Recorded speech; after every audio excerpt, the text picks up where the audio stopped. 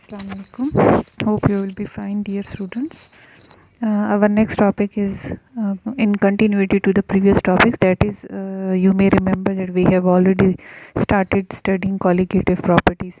So, what are colligative properties? Those properties which depends upon the number of solute particle and do not depend upon the nature of solute particles. There are different examples of colligative properties. Lowering of vapor pressure and elevation of boiling point. These we have already studied in the previous lectures. Today the third example of colligative properties which we are studying is freezing point depression.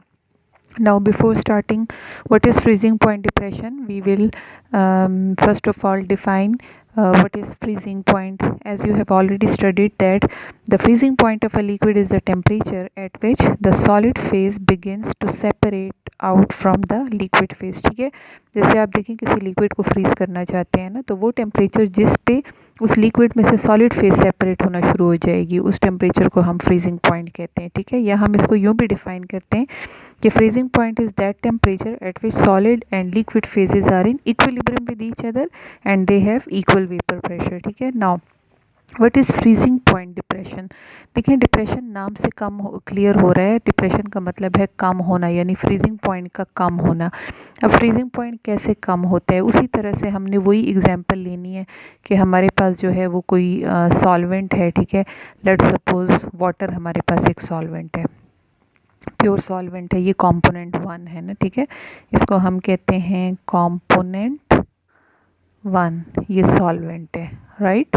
अच्छा, अब हम इस water को अगर fridge करते हैं ना, जैसे आपने डेली लाइफ में एग्जांपल देखी होगी, बर्फ़ आप बनाते हैं तो वाटर को जब आप फ्रीज़ करते हैं तो वाटर एक स्पेसिफिक टेम्परेचर पे 0 से बिलो जो है वो फ्रीज़ हो जाता है। अच्छा, अब आप क्या करते हैं, लेट्स सपोज़ आप इसमें 1 मोल सोल्यूट पार्टिकल्स ऐड करते हैं। ठीक है, ये आपने इसके अंदर कंपोनेंट 2 डाल दिया, सोल्यूट पार्टिकल्स। तो देखिए, कंपोनेंट 2 सोल्यूट पार्टिकल्स डालने से ये सोल्यूशन बन जाएगा और सोल्यूशन जो है वो विस्कस हो जाएगा, थिक होगा। तो आप ज़रा इसके ऊपर गौर करें कि सोल्यूट डालकर सोल्यूशन बनाने से फ्रीजिंग पॉइंट ज़्यादा होगा या फ्रीजिंग पॉइंट कम होगा। जैसे देखिए, प्योर वाटर जो है वो below 0 degree centigrade -4 degree centigrade तक कम्प्लीटली फ्रीज़ हो जाता है ना। तो जब आप इसको सोल्यूशन बना देंगे, आप इसके अंदर सोल्यूट पार्टिकल ऐड कर लेंगे तो ये -4 से भी नीचे जाएगा, यानी -10 -11 इस तरह करके जाके फ्रीज़ होगा। तो इसको कहते हैं फ्रीजिंग पॉइंट डिप्रेशन। आप लोगों ने प्रीवियस लेक्चर्स में पढ़ा है, बॉइलिंग पॉइंट एलिवेट होता है जब आप सोल्यूशन बना लेते हैं तो फिर सोल्यूशन जो है वो विस्कस हो जाता है, तो बॉइलिंग पॉइंट राइज़ हो जाता है। जैसे प्योर वाटर 100 पे बॉईल करता है, तो जब आप सोल्यूशन बनाएंगे तो सोल्यूशन फिर कितने टेम्परेचर पे बॉईल करेगा, 100 से ऊपर बॉईल करेगा। तो this is called boiling point elevation. आज हम फ्रीजिंग पॉइंट पढ़ रहे हैं, फ्रीजिंग पॉइंट डिप्रेस होता है। प्योर वाटर का अगर 0 डिग्री सेंटीग्रेड पे फ्रीज़ होता है तो जब आप उसके अंदर सोल्यूट पार्टिकल ऐड करके सोल्यूशन बनाएंगे तो सोल्यूशन कब फ्रीज़ होगा, वो माइनस में जाके फ्रीज़ होगा।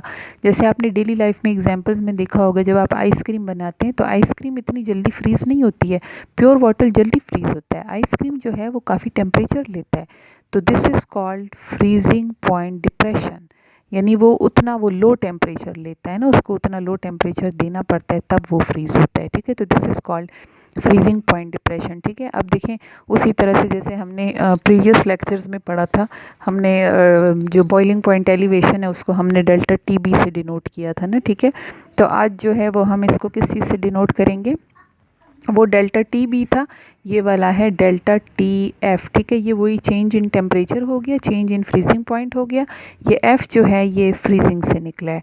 आप देखें ये किसके इक्वल होगा, आप लोगों ने देखें जो बॉइलिंग पॉइंट एलिवेशन पढ़ा था उसमें आपने T2 - T1 लिखा था। आज मैं अभी इसको T1 - T2 लिख रही हूँ। ठीक है, प्रीवियस लेक्चर्स याद करें, देखिए प्रीवियस लेक्चर्स में आपने डेल्टा TB जो है एलिवेशन ऑफ बॉइलिंग पॉइंट, वो आपने T2 - T1 पढ़ा था। क्यों? क्योंकि टू देखें, अगेन याद रखें, टू किस चीज़ के लिए है? सोल्यूशन के लिए है। और 1 जो है वो किसका टेम्परेचर है? सॉल्वेंट का। तो बॉइलिंग पॉइंट सोल्यूशन का ज़्यादा होता है, आप सोल्यूशन से सॉल्वेंट को माइनस करते हैं। लेकिन फ्रीजिंग पॉइंट में आप देखें, ये T1 जो है ये किसका फ्रीजिंग पॉइंट है? ये सॉल्वेंट का है। और T2 जो है वो किसका है? सोल्यूशन का है। तो आज हम क्या करेंगे? सॉल्वेंट से सोल्यूशन को माइनस करेंगे।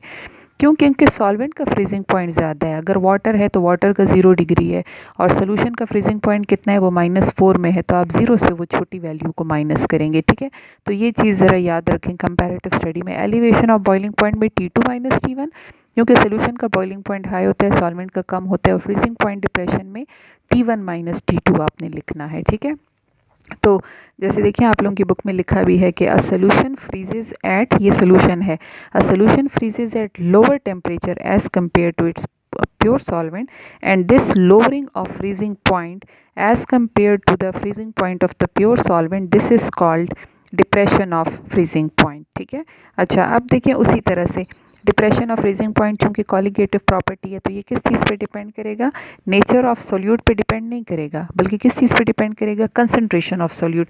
आप जितना इसके अंदर सोल्यूट पार्टिकल ज़्यादा ऐड करते जाएंगे, उतना ही सोल्यूशन थिक विस्कस होता जाएगा, और उतना ही फ्रीजिंग पॉइंट जो है वो और ज़्यादा डिप्रेस होता जाएगा, ठीक है। इसी तरह नेचर ऑफ सॉल्वेंट पे भी डिपेंड करता है।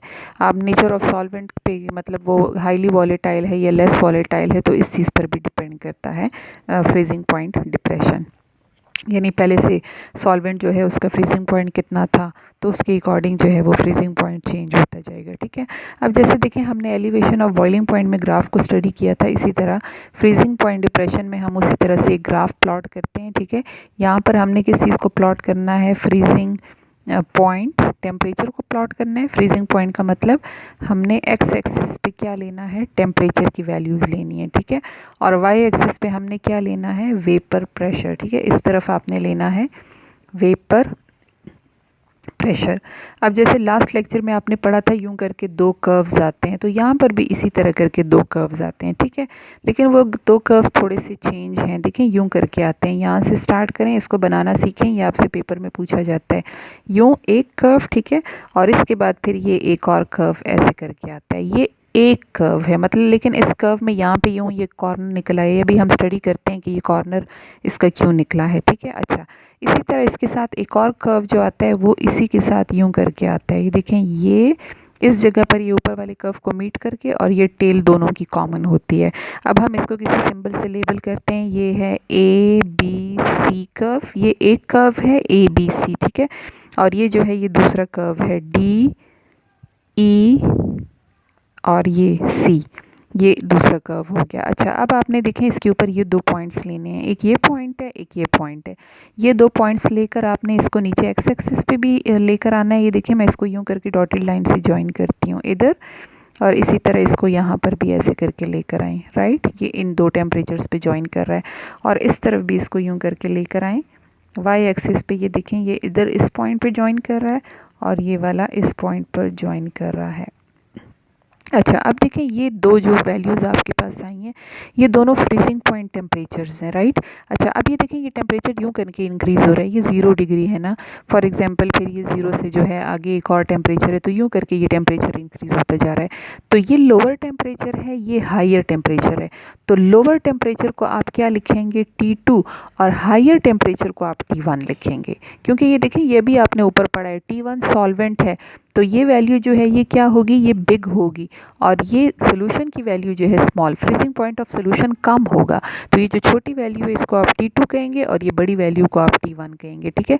और इन 2 वैल्यूज़ के बीच में ये जो डिफरेंस है, तो इस डिफरेंस को आप किस चीज़ से डिनोट करेंगे? डेल्टा TF, और ये डेल्टा TF जो है ये डिप्रेशन ऑफ फ्रीजिंग पॉइंट है। अच्छा, अब देखें, ये T1 क्या चीज़ है? T1 अभी आप लोगों ने पढ़ा है, T1 क्या चीज़ है? फ्रीजिंग पॉइंट ऑफ सॉल्वेंट है। तो फ्रीजिंग पॉइंट ऑफ सॉल्वेंट जो है वो देखें, ये फ्रीजिंग पॉइंट ऑफ सॉल्वेंट है। तो freezing point of solvent corresponds to this value on X axis, so this is called the vapour pressure of solvent, यानी ये सॉल्वेंट का है। and this is the freezing point of solution. The freezing point of solution corresponds to this value on y-axis. So this is called the vapor pressure of solution.